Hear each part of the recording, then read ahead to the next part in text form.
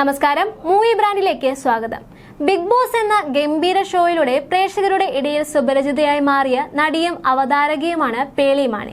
Big ബോസിന് ശേഷം പേളി സജീവമായി ബ്ലോഗുകൾ ചെയ്യുന്നുണ്ട്. ഇപ്പോൾ പേളിയുടെയും ശ്രീനിയുടെയും പ്രണയവും വിവാഹവും അവർ രണ്ട് കുഞ്ഞുങ്ങളുടെ പിറവിയും വിശേഷവും എല്ലാം തന്നെ യൂട്യൂബിൽ ചിലരെല്ലാം വൈറലായി മാറാറുണ്ട്. ഇൻസ്റ്റഗ്രാം ഹാൻഡിലുകളിലൂടെയും ഇതെല്ലാം പങ്കുവെക്കാറുമുണ്ട്.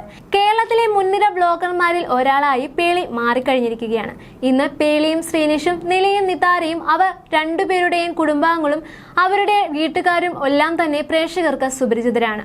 അതേസമയം ഇപ്പോൾ ശ്രദ്ധ നേടുന്നത് പേളി നടത്തിയ ഒരു സോളോ ട്രിപ്പിന്റെ വിശേഷങ്ങളാണ്. താനൊരു സോളോ ട്രിപ്പ് നടത്തുന്ന കാര്യം പേളി തന്നെയായിരുന്നു തന്റെ സോഷ്യൽ മീഡിയയിലൂടെ അറിയിച്ചത്.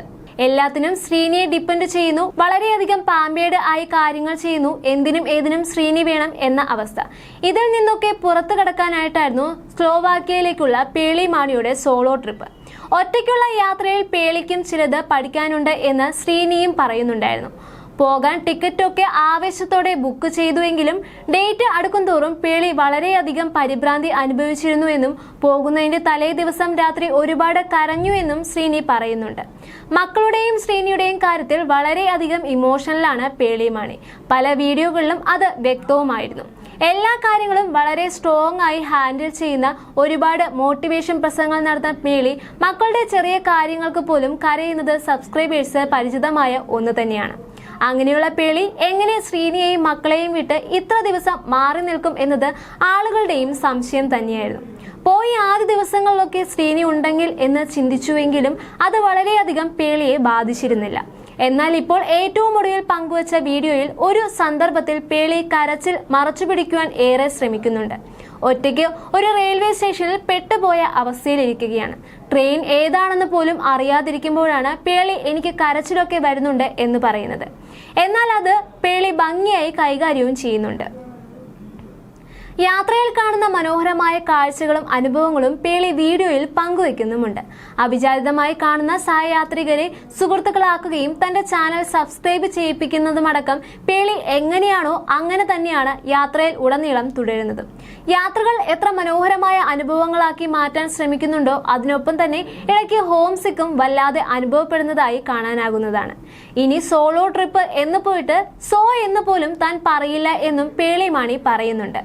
യാത്രയിലെ തുടർന്നുള്ള വിശേഷങ്ങളും പങ്കുവയ്ക്കാൻ എന്ന് പറഞ്ഞാണ് രണ്ടാമത്തെ പാർട്ട് അവസാനിക്കുന്നത്.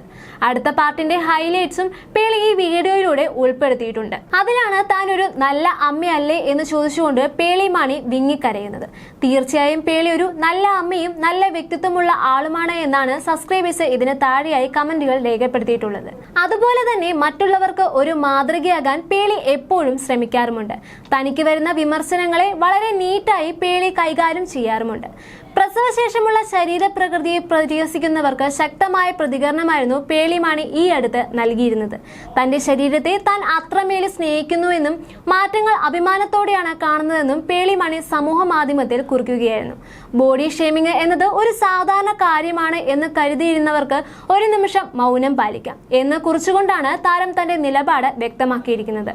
ശരീരത്തെ പരിഹസിക്കുന്നത് സ്വാഭാവികമായ ഒന്നാണെന്ന് കരുതുന്നവർക്ക് ഒരു നിമിഷം മൗനം പാലിക്കാം.